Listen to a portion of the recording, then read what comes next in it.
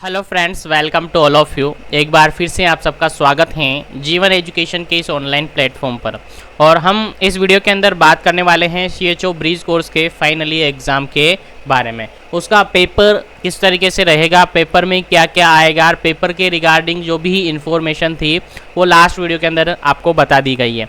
उम्मीद है आपने देख ली होगी, नहीं देखी तो लिंक आपको डिस्क्रिप्शन बॉक्स में मिलेगा, ज़रूर उसको देखिए, क्योंकि उसके अंदर पूरी डिटेल्स आपको बताई हुई हैं कि पेपर कितने नंबर का आएगा, पेपर कितने नंबर का अटेंड करना है, और पेपर में कितने क्वेश्चंस आएंगे, कितने आपको अटेंड करने हैं, और पेपर में कितने मार्क्स लाने आपको ज़रूरी है, और साथ ही कितने टाइम का पेपर होगा, और साथ ही उसके रिगार्डेड क्या क्या सब्जेक्ट हैं, कौन कौन से पेपर होगा, सारी डिटेल अपन लास्ट वीडियो के अंदर बता चुके हैं। तो लास्ट वीडियो ज़रूर देखें।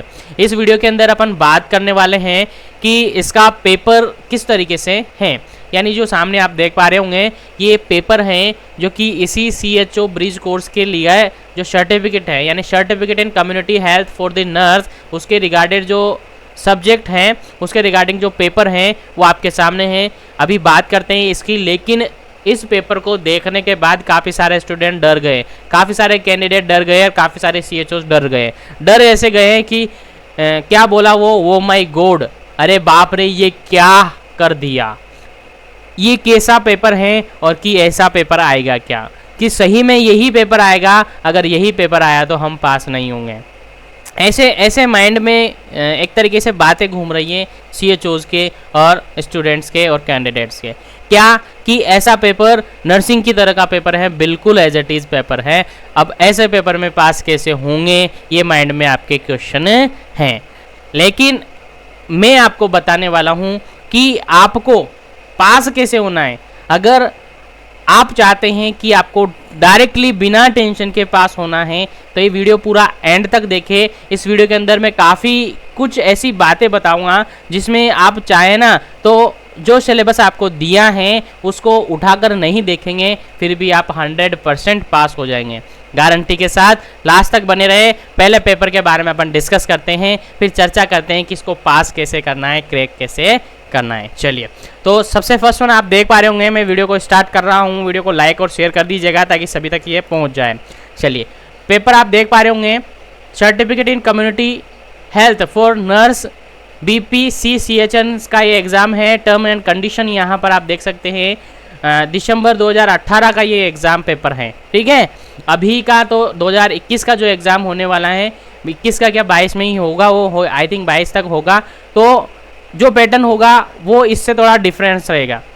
जो पेपर आप देख रहे हो एज इट इज़ यही पेपर होने वाला है, लेकिन इससे कुछ डिफरेंस आपको अब मिलने वाला है। कैसे मिलने वाला है आगे मैं चर्चा करूंगा। चलिए, ये जो पेपर है, ये पेपर नंबर देख सकते हैं आप, सेकंड पेपर का है।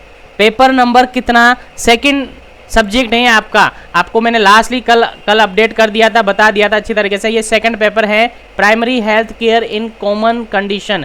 कॉमन कंडीशन के रिगार्डेड प्राइमरी हेल्थ केयर आपको प्रोवाइड करनी है, तो ये सेकंड पेपर आप डिस्कस कर रहे हैं। चलिए आगे बात करते हैं, आगे क्या इसके अंदर आप देख सकते हैं। जो कल आपको टाइमिंग दिया था वो टाइमिंग यहाँ पर है, 3 घंटे आपको मिलेंगे, 3 आवर यहाँ पर मिलेंगे। मैक्सिमम मार्क्स आपको यहाँ पर 70 मार्क्स मिलेंगे, यानी 70 मार्क्स का आपका एग्ज़ाम होगा। लेकिन आप ध्यान दें यहाँ पर ये नोट करके जो लिखा हुआ है, ये पहले जब 2018 में एग्ज़ाम हुआ था तो ये कुछ देख सकते हैं वही पेपर है, लेकिन आपको ये लाइन वहाँ पर देखने को नहीं मिलेगी। वहाँ पर कुछ और लाइन देखने को मिलेंगी। कैसी लाइन देखने को मिलेगी अभी बात करते हैं। ठीक है, यहाँ पर लिखा है all question attempt all question. यहाँ पर 5 क्वेश्चन आपको दिए हैं और पाँचों ही करने थे। 5 क्वेश्चन दिए थे और पाँचों ही करने थे। काफ़ी सारे कैंडिडेट इसी बात को लेकर परेशान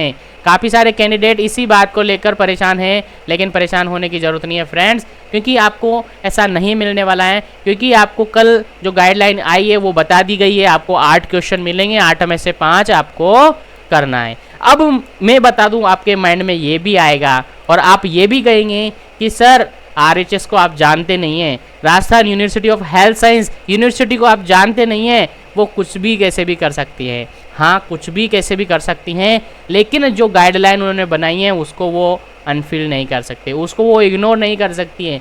8 क्वेश्चन नहीं तो 7 क्वेश्चन तो एटलीस्ट आपको मिलेंगे, उसमें से 5 आपको करने हैं। आगे बात करेंगे पूरी, पहले क्वेश्चन देख लेते हैं।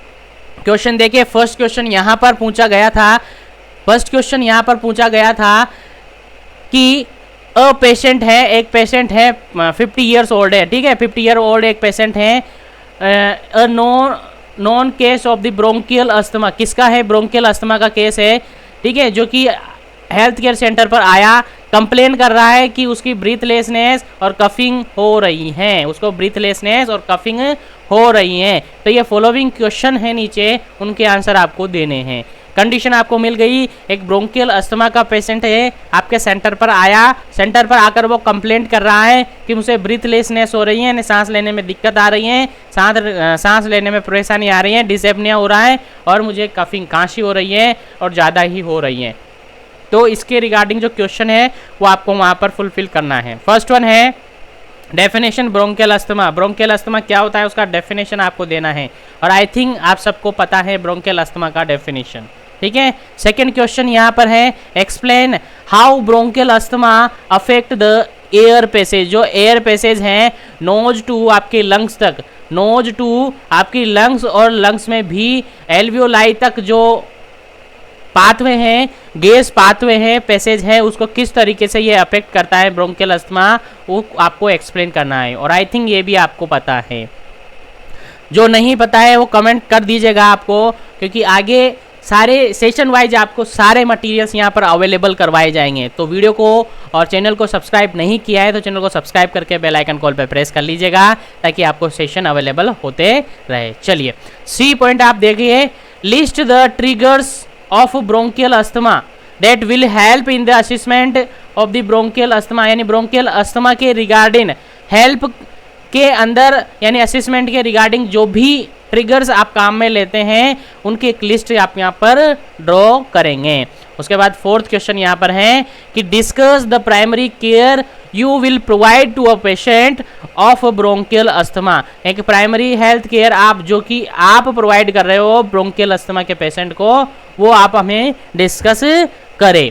तो देख लीजिएगा यहाँ पर फर्स्ट क्वेश्चन था वो 1 नंबर का डेफिनेशन 1 नंबर की है, उसके बाद ब्रोंकियल अस्थमा किस तरीके से अफेक्ट करता है 2 नंबर का है, ट्रिगर 4 नंबर के हैं और 8 नंबर उसका मैनेजमेंट है यानी प्राइमरी केयर है। देख लीजिएगा 1 number 2 number 4 number 8 number, total ये 15 नंबर का एक क्वेश्चन है जो कि आपको आता है और आप पास हो जाएंगे। लेकिन क्वेश्चन आएगा आपके माइंड में कि हम पास नहीं होंगे, हमें तो आता नहीं है क्वेश्चन, अरे तो आता नहीं है तो पढ़ लीजिएगा, काफ़ी टाइम है, एक दिन में ही आप पढ़ सकते हैं, बताएंगे आगे कैसे पढ़ सकते हैं। चलिए आगे बात करते हैं नेक्स्ट क्वेश्चन की।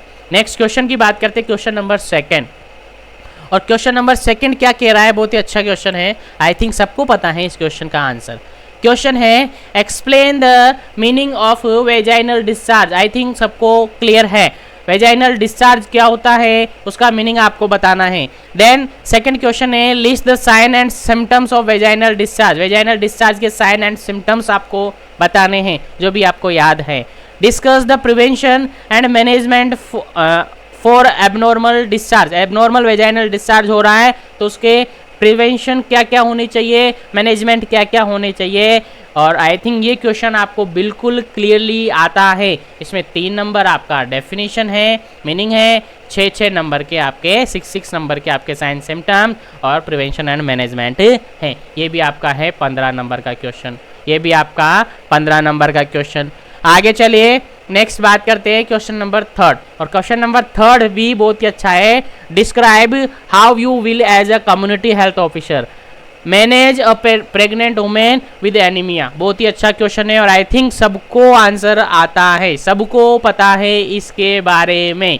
एनीमिया है, एक प्रेग्नेंट लेडी है और प्रेग्नेंट लेडी को एनीमिया है, प्रेग्नेंट लेडी को एनीमिया है। अब उसको आप कैसे मैनेज करोगे, क्योंकि आप क्या हो, कम्युनिटी हेल्थ ऑफिसर हो, CHO हो, और CHO है तो आपको ये केस जो मिला है उसको मैनेज करना है। केस क्या मिला है आपको, एनीमिया का केस मिला है। अब एनीमिया ये प्रेगनेंसी में है तो उसको आप कैसे मैनेज करोगे वो आपको यहाँ पर लिखना है। आई थिंक आप कर सकते हो, क्योंकि मैं मानता हूँ कि आप CHO हो और इतना सा तो आपको पता है, पढ़ने की भी ज़रूरत नहीं है। चलिए आगे बात करते हैं, आगे बात करते हैं क्वेश्चन नंबर 4। क्वेश्चन नंबर 4 है क्लासिफिकेशन ऑफ डायरिया, डायरिया क्या होता है आपको पता होना चाहिए, डायरिया के टाइप्स क्या क्या है पता होना चाहिए। तो यहाँ पर आपको क्लासिफिकेशन लिखना है, 6 मार्क्स यहाँ पर आपको मिलने हैं।